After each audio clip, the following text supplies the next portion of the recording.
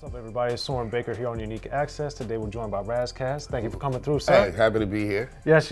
So, Ras, man, you have so much going on, and the thing that I think is interesting at this stage in your career is that, as somebody who's been following you since, essentially since before you even really put out records. Yeah, facts. and knew you for the whole time. The thing I thought has been interesting in the last 5 to 6 years of your career is that in the first part of your career, despite knowing you and seeing you work all the time, you didn't release that much material, and now there's been this like kind of steady stream, like way more material coming out, even though you've always been working and stuff. So why do you think at this stage in your career and as things have progressed, you've been actually releasing and doing more stuff that's hitting the market? It's like a two-part answer to that. Okay. It was a lot harder to get the music out prior to the digital age. And so that entailed, studios that cost, $4,000 a day. Right. That was just to mix it, mastering, Bernie Grubman. Now you're talking about another, $5,000. Like, it was expensive to get. Put 5 on it.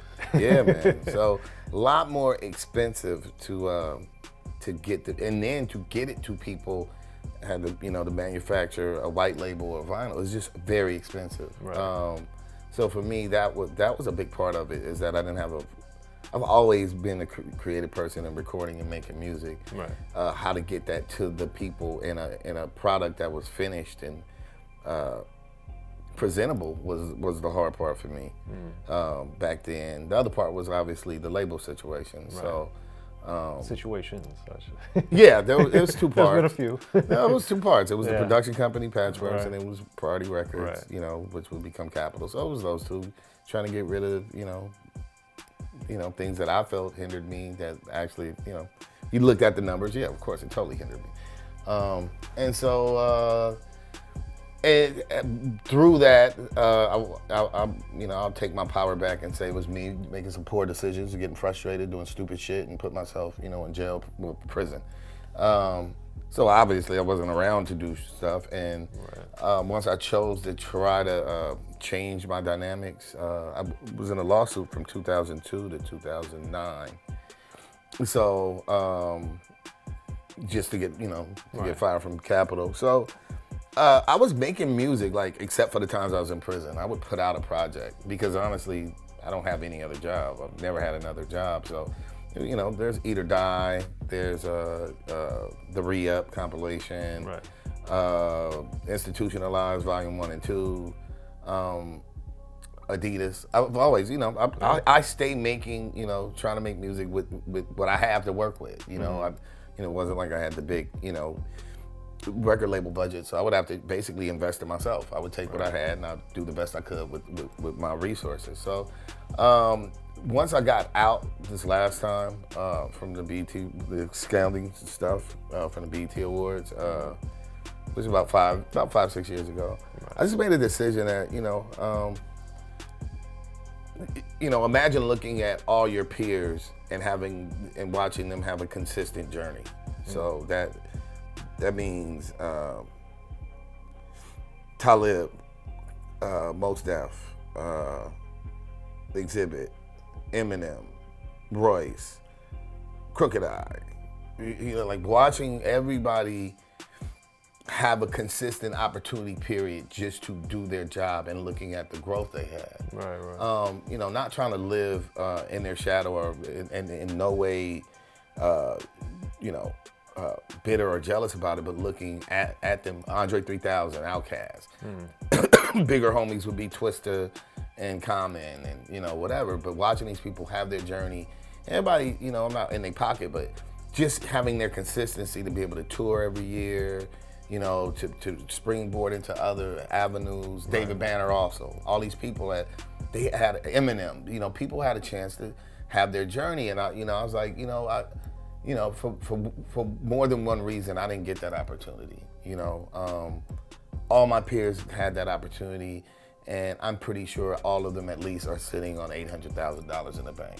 You know what I'm saying? And because they consistently worked every year, and I, for whatever reasons, I'll take my power back and I'll say it was my decisions. I chose to sign with Patchworks. I chose to sign the Capitol. I chose to fucking, you know, catch that DUI. So I blame myself at the end of the day. I'm not gonna give nobody else my power. It's my decisions. But if I consistently work, I can achieve those things. Because I do, you know, at the end of the day, you want financial security. So, you know, I was just looking at it like that. And so my job is, you know, I'm not as you know, I'm not eating like my peers. You know what I'm saying? I got held back from, you know, if we looked at it like a school graduation, Right. I got held back in school. So I'm still in, you know, I'm still in the 10th grade and everybody else is, you know, graduated college and off to their prospective career. So I was just like, let me just work this, you know, I have to, I owe it to myself.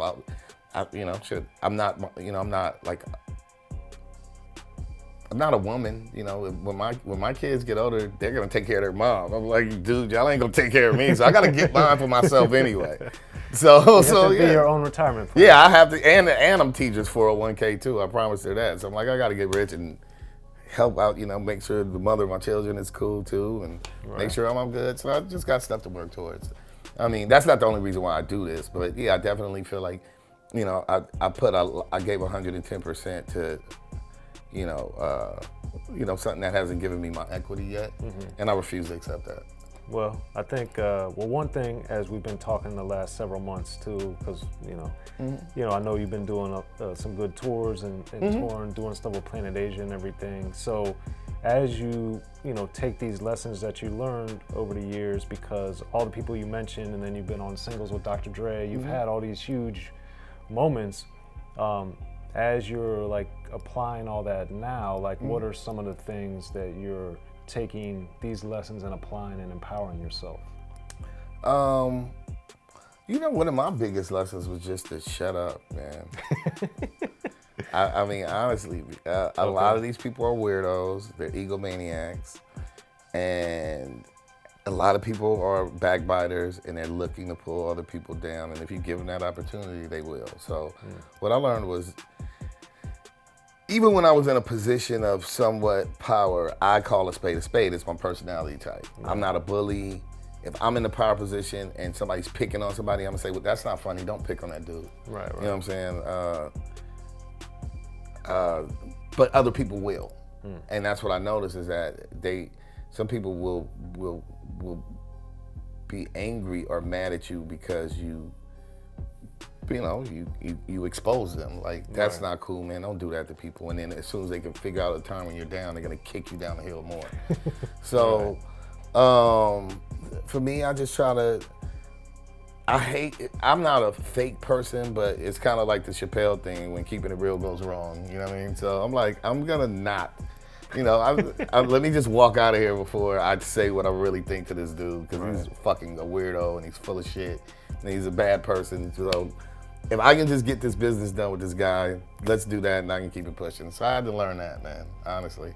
That's probably the biggest thing that I've learned is, you know, don't let your left hand know what your right hand is doing, and don't cut off your, well, I never, yeah, I did. I got frustrated before. Yeah, don't cut off your nose to spite your face. That shit rings true too.